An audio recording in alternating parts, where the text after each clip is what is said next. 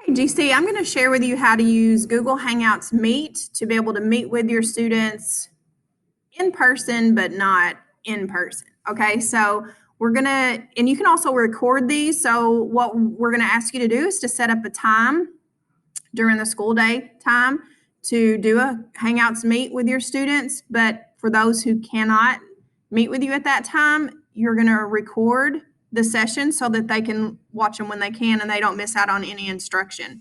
So the easiest way to do this is to set up an event in your calendar, and then you're going to share that event with all the students in your class. Okay, and that will give them a link in their email to join at a certain time, and it's just a very organized way to do it. So this is how you do it. So go to any just Google page, click on your waffle, and then click on your calendar. And I'm going to move my floating head to this side for a second. Okay, so let's say that Monday is the first time you want to do this with your students. So on your calendar, you're going to click on Monday the 16th, and a new event window is going to pop up. And let's say you want to meet with your English 3 class. You're going to add a time so that, again, you want to be really organized and really specific so that the students can join with you. So I don't know, I would probably pick your normal class time. That way you're not interfering with another teacher's plan to meet. That might be the easiest way to do it. So the most important time is the start time. That gives everybody a starting point. Honestly, the end time doesn't really matter. It's not going to affect your recording time or anything like that. So anyway, go like 10 to 11, or maybe not that long, but maybe 10 to 10:30. But the start time is the most important. For you're going to add guests. That will be where you enter all of your students. I'll get to that in just a second because I want to make sure that you do this part. This where it says add conferencing, that's important. So you're going to click that, and you're going to click add conferencing. And this is what you want. You want a join Hangouts Meet. So you don't have to do anything. You just do have to kind of make sure that that's available for this calendar event. Now we are going to go back to add guests. And here you just type in the student's email address. Now, I realize that this might be a little, labor intensive, but the first time that you do it, you only have to do it once. And I'm going to show you again in a minute how to duplicate a calendar event, and it'll be super easy. And also, when you start typing in a student's name, it does auto-populate for you. So you really only have to start typing their name, and then you're going to see their email. So I'm going to pick Kennedy Gaddis, and I'm going to choose her, and then you just keep typing in students' names until they're all in there. You can go to more options here. And this is a really cool feature. If you notice down here, kind of toward the bottom on the left, there are places where you can add a description. So if you want to type something in about what this Google Meet is going to be about, you can do that. But here's what I think is really cool. You can add attachments or links so that students have everything you need. So if you're going to be talking about a PDF or a Google Doc, and you want to be able to show that doc or the students to look at that doc, you can attach those here. It's all in one place, all in one event. You're talking about it and they have access to it. So on this side, you can also add guests from here, so you can see like a longer list of everybody that's added. And then you have some sharing options that you might want to go over. So then you're going to click Save. This is really important. You do want to send an email invitation to your invitees, and encourage your students to be checking their email on a regular basis during this situation. So you want to click yes, send emails to your guests. All right, now on your calendar, you're going to see that you've got this English 3 meeting at 10 o'clock. And when you click on this, and as the teacher, you're probably going to want to click on it a few minutes early. That way you're already in the meet, so kids aren't confused like, did I click on the wrong link? So when they pull it up and your face is already there and you're waiting for them eagerly to talk to them about their instruction for the day, they're ready and they're not confused. So you're going to click this Join Hangouts Meet button, and they will do the same. It's really easy, I promise. So click Join Hangouts Meet, and it will pop up.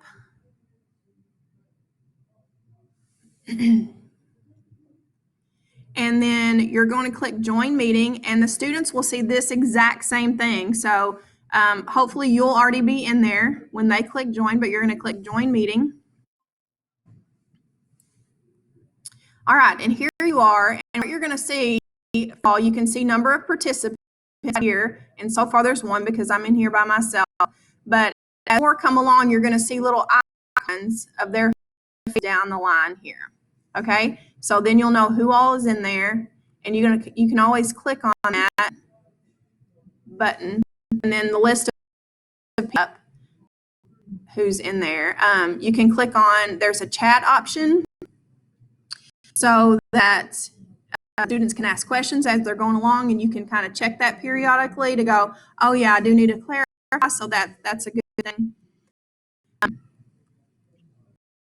One thing I do not forget to tell you is we do want you to record these sessions because it's pretty obvious that all students aren't going to be able to get in there at the same time. So we do want these recorded, and then you're going to share the recordings with students so that they can see them when they. So today there's 3 dots in the bottom hand corner on that, and you can start recording once you start the intro. So while kids are still joining, that couple of minutes at the beginning before any actual instruction starts, you don't have to record that part. But when you are ready to start your actual instruction, do is that you click those dots and click record meeting.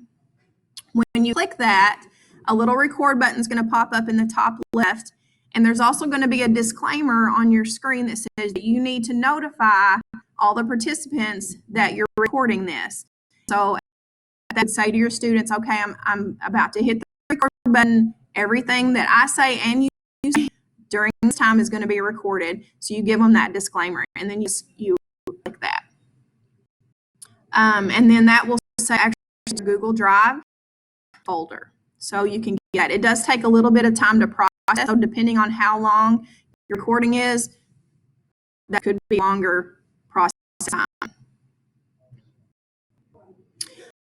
So another thing that I want to share with you is, of course, right now you're seeing my face on the screen, and that's what the students would see too, but there may be times when you need to click and show the document, and you can keep talking, but they're looking at the document and watching you go through.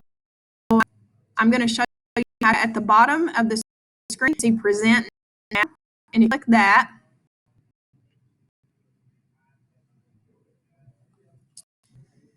And patiently, you can share your entire screen or just a single window. I usually just go entire screen because I click on and off. It doesn't mess up anything.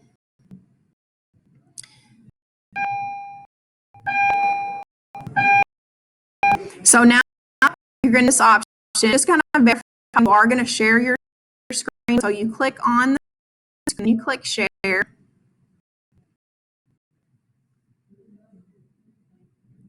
And at the bottom, it says Google Meet is sharing your screen. So at any time, and you get all these notifications, you're actually sharing your screen. And so now this is what the students are seeing. So now if I click on, if I want to click on this Google slide and I want to talk specifically to students, again, more things are popping up just to make sure you are sharing your screen with everybody. So at this point, the students can still hear you talking, but they're seeing this slide that you're talking about, and you can go through it and everybody's seeing the same thing. So when you're ready to stop sharing and go back to just face-to-face, you're going to click stop sharing. And then you should go back to just the recording of it. So I do want to share one thing with you. If you're actually leading instruction and it's not a discussion, you're probably going to want the students to mute their sound, or you're going to have a lot of background noise, and it's going to be really interfering with everything. So this is hiding. All right. So at the bottom screen, and I don't think there. So these 3 buttons. This is muting audio. They aren't causing interference. Also, you can mute video. So if you just want an icon of the student inside, maybe they want to show you their face the whole time, turn on camera, they can still hear everything. So there are 2 really important options. This one, audio, This one mutes the video, but they're still in the call. This one ends the call. If they do have a question to ask, you might want to, turn your microphone on, but it's really cool. So you're ready to end the call, you just end the call, and you got it will process to your Google Drive. I do want to go quickly to the calendar, and I want to show you how to duplicate an event so that you only have to type in those email addresses one time. So you would click on the English 3 event. And let's say you're going to meet with your English, you talk to them, you go, okay, we're going to meet again Wednesday at the exact same time. So you go back to this Monday event, you click these 3 dots, and you click duplicate, and it brings up all the settings. If you notice, everyone that was invited is still invited. You've still got a Google Hangouts Meet, but what you're going to do is just double check now. Instead of Monday, March 16th, you're going to click on the calendar and click Wednesday, March 18th. The time stays the same, and really all you have to do, it's duplicated everything. You just have to change the date. So really easy. You only have to type in all those email addresses one time. I think you're going to love it. If you have any questions about it, just let me know, and I'm happy to help you. Thank you guys so much.